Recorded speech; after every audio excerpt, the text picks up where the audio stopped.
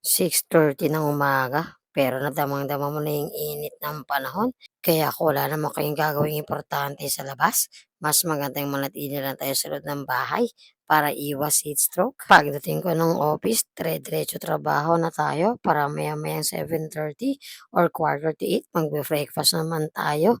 Unang call ko nga dito, RTP na agad.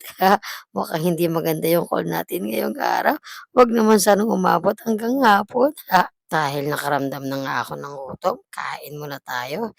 Dahil hindi nga ako nakapag-breakfast sa bahay, naisipan ko ngang bumili ng chicken burger.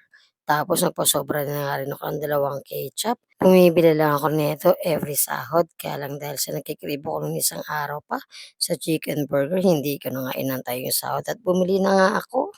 Hindi na nga talaga ako nakakapag-upload nito mga nakaraang buwan. Medyo busy rin kasi ako sa trabaho. Tapos meron din ako kasi inaasikasong page mga idol.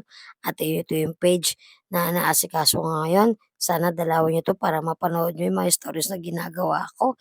Kinabukasan nga, dahil walang pasok, Labor Day, kinuna ko nga muna mag-almusal dito dahil plano ko nga pinturahan yung tindahan na tinatayo ni mama. Sari-sari store din nga lang yun. Kaso excited na nga ako kasi naiisip ko na nga rin din kung ano yung mga ilalagay ko na pwede kong itinda ron. After ko kumain ng agahan, inilagay ko na nga agad itong gloves sa kamay ko. Sabi kasi ni Papa, mahirap tatanggalin yung pintura sa kamay, kaya kailangan natin mag-gloves. Tara, samahan niyo na ako dito sa aming mini sari-sari store para marami tayong magawa. 8:30 pa lang 'to ng umaga mga idol. So, medyo mainit na nga yung panahon, pero okay lang, wala naman akong planong matulog ngayong maghapon. Sa office kasi kapag idol wala akong ibang ginawa kundi matulog, ayoko kasi makipagtsismisan.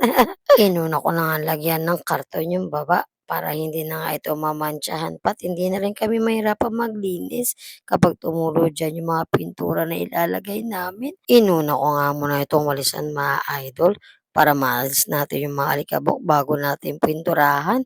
Mas maigi ng pulido yung gawa natin para hindi doble trabaho. Inumpisahan na nga natin 'to pinturahan mga idol, sinigurado kong bawat sulok nito napinturahan ko para walang masabi sa'tin yung nagpapagawa nito.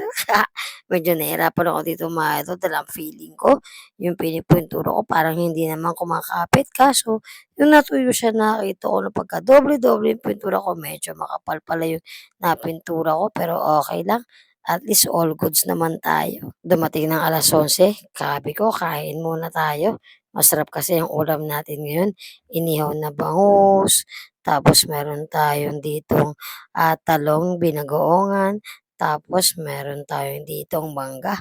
Medyo nabitin nga lang kami sa kanin at dahil ayaw na nga namin magsaing, bumili na nga lang kami ng kanin sa labas.